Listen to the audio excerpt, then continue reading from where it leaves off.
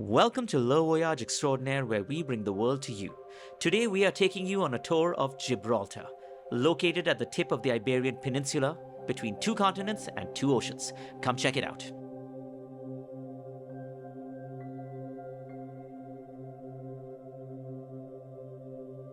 In our last episode, we had explored the island of Madeira, and now we are entering Gibraltar.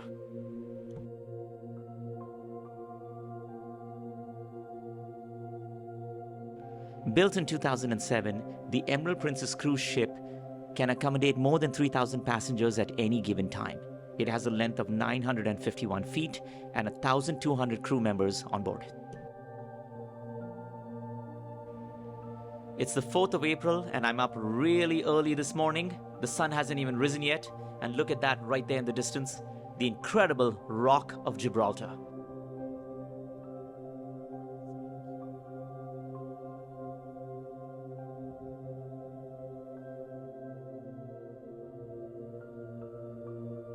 In the year 711, Tariq ibn Ziyad began a conquest of this region. This area was then subsequently named Jabal Tariq, which means the Mount of Tariq. The modern name Gibraltar is a Romanized version of the Arabic name.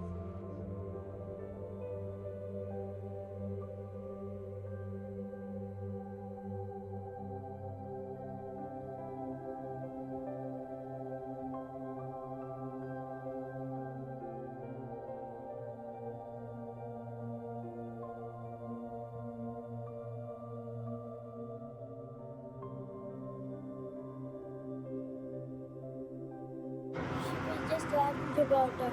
We're going to see this place right now. So Josh, can you tell me where we are? That is? That's the Rock of Gibraltar right Okay. there. So And then I think it's all the Mediterranean, that's the Mediterranean there. That's the African edge right there, behind. African right there, Morocco. This is the Atlantic. The Atlantic going out right there. This is the European side. So where are we? The meeting point of two continents, two oceans.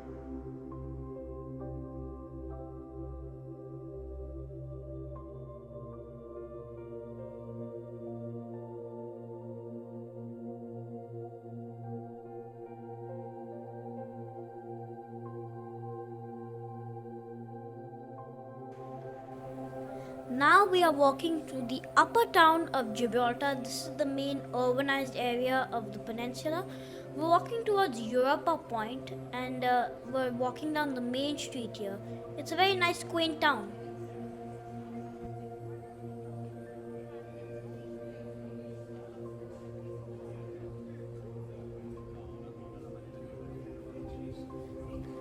In 2002, there was a referendum held by the Gibraltar government and the UK government asking if the people of Gibraltar wanted to share sovereignty with Britain and Spain, but in the end, they rejected, with little more than 1% actually voting in favor for the referendum. Even today, Gibraltar is an overseas territory of the United Kingdom. Right now we are walking down Main Street, and as you can see there are a lot of shops, restaurants and dining bars. As we are walking down Main Street, you can see a lot of shops, restaurants and bars.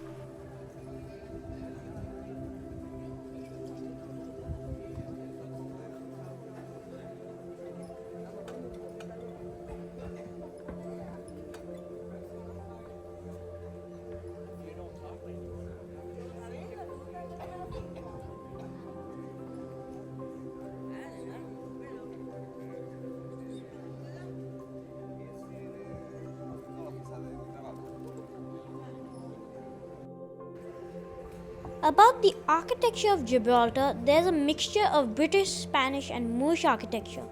In southern Spain, also known as Andalusia, there's a heavy mixture of Moorish and Spanish architecture known as Andalusian architecture. Some of this influence can even be seen over here in Gibraltar.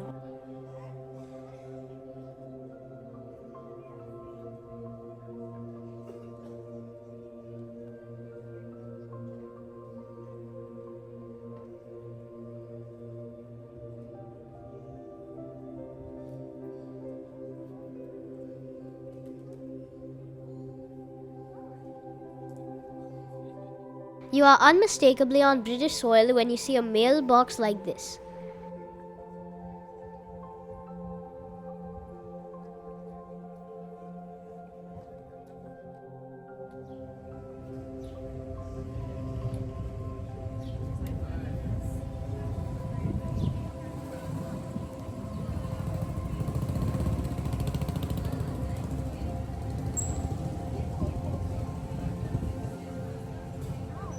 Beautiful, right?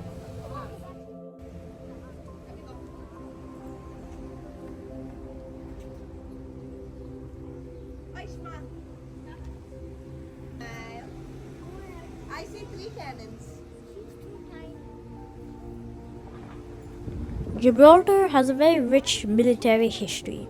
This is due to its strategic position and was used as a military outpost during the Napoleonic Wars, World War I, and most famously World War II. Later on in this video, we are going to be taking you to explore the World War II tunnels. Look at this amazing view from Europa Point of Africa.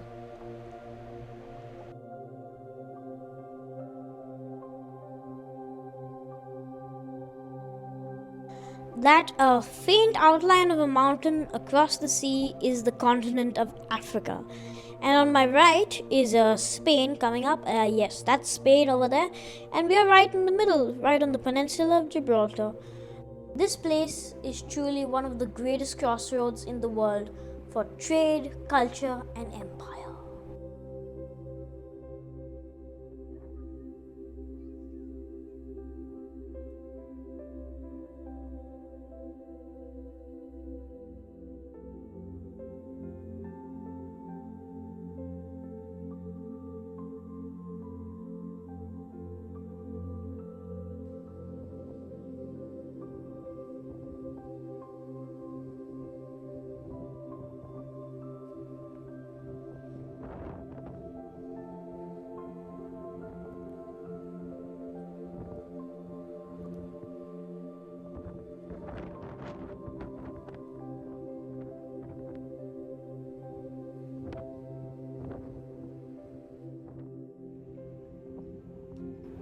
Oh, how I wish I could go on top of that lighthouse and look throughout the entire Strait of Gibraltar and see Africa, Spain, Gibraltar, the Atlantic and Mediterranean Sea so easily. It would be such an amazing view.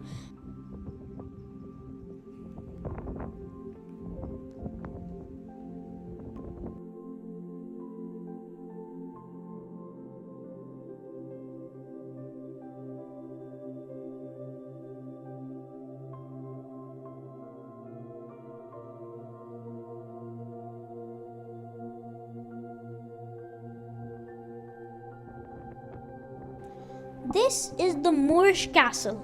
This castle, or tower I would rather call it, overlooks the entire peninsula in Gibraltar and also beyond, as you can see above that cannon over there, Spain. And if you observe the Gibraltar flag very closely, you can realize that there's the symbol of a castle over there. And they got that from this tower, this very tower overlooking the city.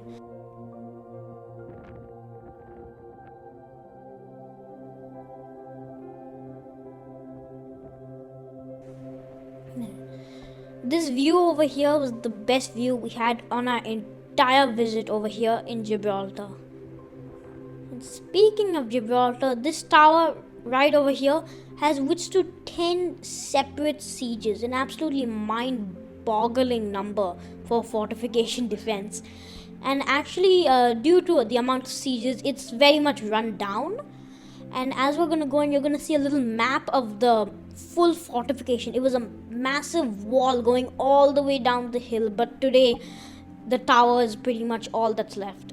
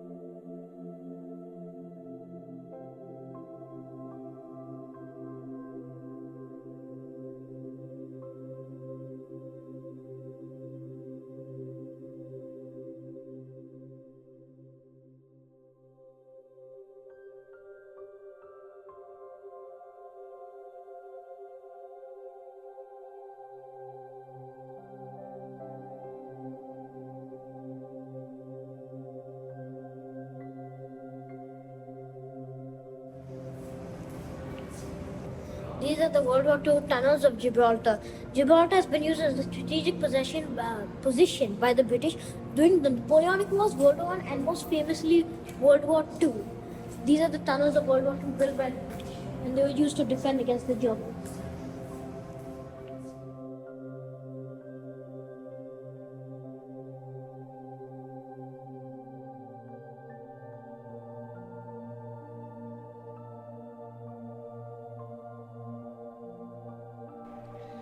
The Allies stored airplanes as well as many other materials and weapons within here.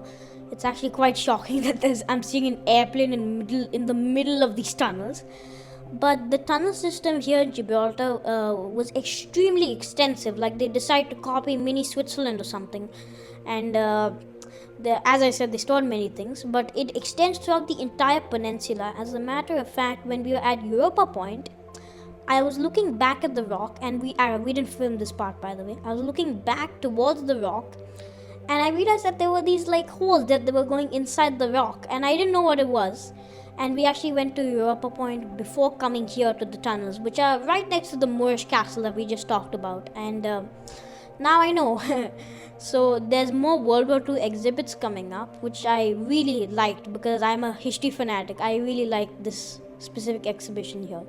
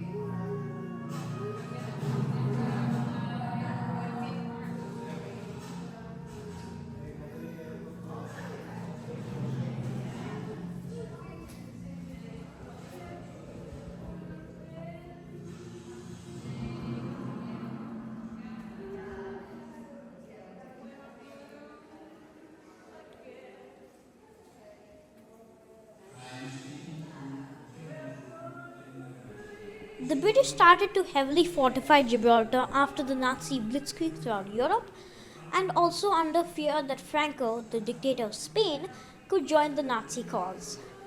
Gibraltar would be used as a logistical, intel, and most important, a naval base for the British and their allies throughout the war until the end of World War II.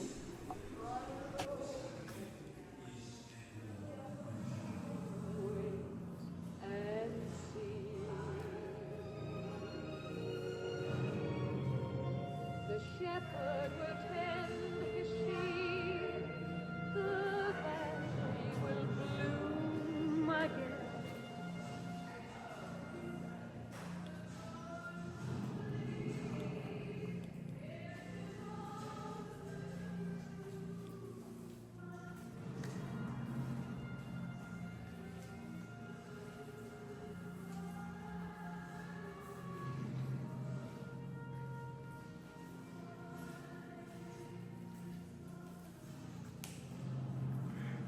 They built these many tunnels in the rock. These are all the tunnels throughout Gibraltar during World War II. Remember the point? Remember you saw those holes? That was the dangerous tunnels of Gibraltar. Remember we saw those 3 holes in the rock? Yeah. They were over here.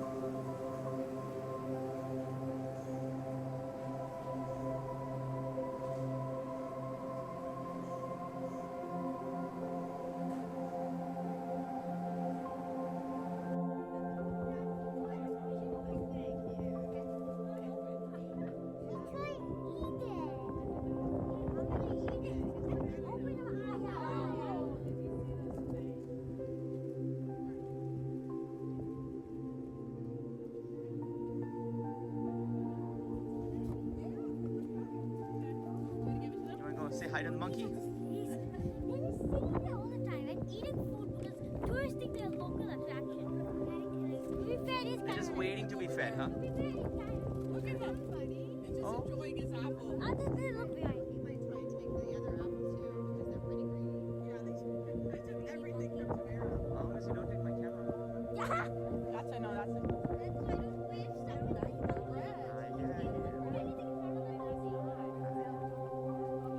The monkey tour. He's a lot bigger. He might While we were walking from the very high elevation areas next to the tower and the World War II tunnels, we came across these tiny alleys over here. And in general, wherever I go, I really like going into these tiny neighborhoods with these small alleys, narrow pathways. I really like it, and it's very common throughout Europe and actually Japan and India as well. In India, we call them gullies. So, in general, wherever I go, whether it be from the noisy, crowded gullies of India to the therapeutic alleys of historical streets of Europe, to the very to the very good vibes of Japanese alleys. In general, I really love walking through this. So this was a very nice, peaceful, calm experience while we were heading back to the ship.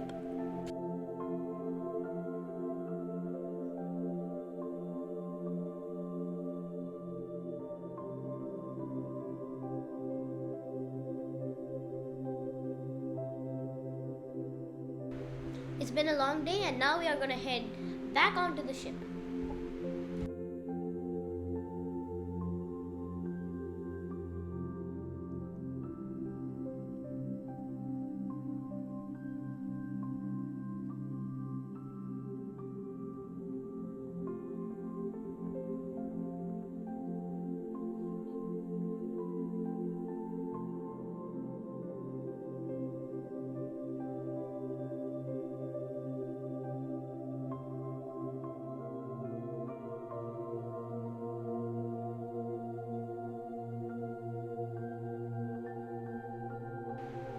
Well, goodbye Gibraltar until we meet again.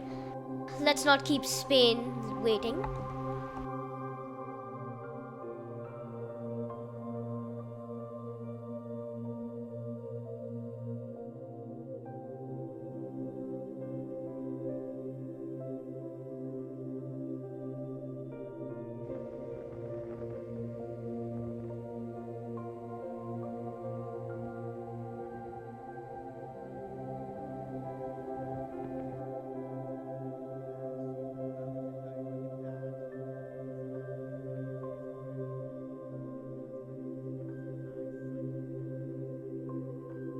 We'll meet you on the same channel over here on Leverage Extraordinaire, where we bring the world to you, and we'll see you again in Malaga.